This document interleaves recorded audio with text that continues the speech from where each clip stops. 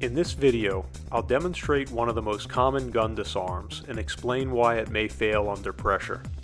I'll also demonstrate a more functional variation, along with an additional option that works well with handguns of any size.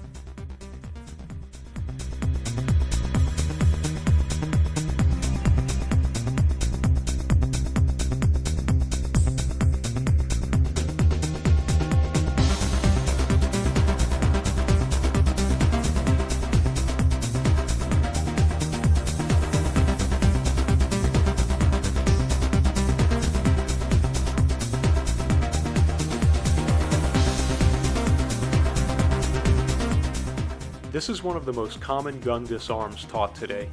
The hands are raised, the outside hand grabs the barrel of the gun, and the inside hand hacks into the opponent's forearm.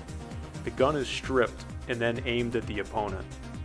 This disarm works very well when your opponent is either cooperative or holding the gun loosely. Many instructors demonstrate the technique on a relaxed student, hacking them hard in the forearm. It hurts, and the student quickly learns to release the gun. But if you're facing an attacker who is gripping the gun tightly, this disarm will not work. I had my training partner hack into my arm as hard as he could. Despite my arms being relatively immune to bruising for more than 20 years of practice, my arm is swollen and bruised today. The defender will also be forced to contort himself to maintain control of the gun, creating openings for the attacker.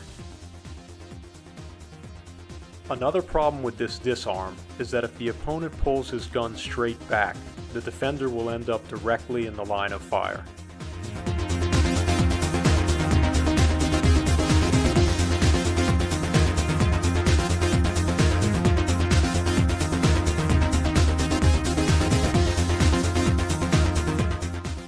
In this disarm, the outside hand grabs the opponent's wrist just behind the gun, palm down and without the thumb.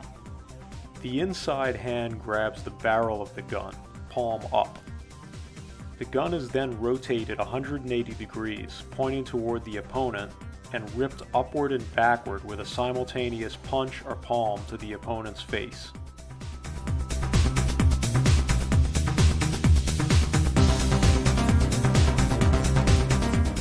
In practice, the strip is done as a single motion.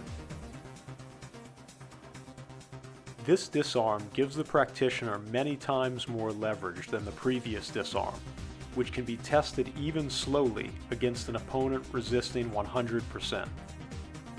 The palm or punch to the face prevents the attacker from striking or re-grabbing the gun. The increased leverage of this disarm ensures that the gun will not point at the defender, even if the attacker pulls straight back.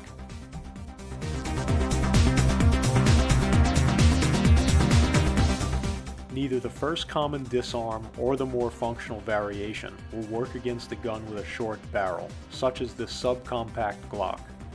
Furthermore, these guns are often carried since they are easier to conceal. To defend against a gun threat where the barrel is inaccessible, you must get control of the attacker's weapon-bearing limb.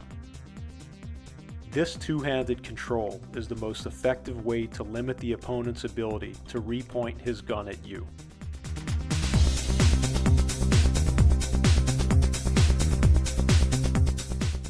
The under-the-arm armbar makes it relatively easy to break your attacker's elbow. The key to this defense is to apply continuous hard pressure to your opponent. Applying continuous pressure ensures that your opponent is too off balance to effectively grab the gun with his other hand, pull away, or strike you. The ability to transition from one break to another is important in case your attacker is stronger than you or things don't go as planned.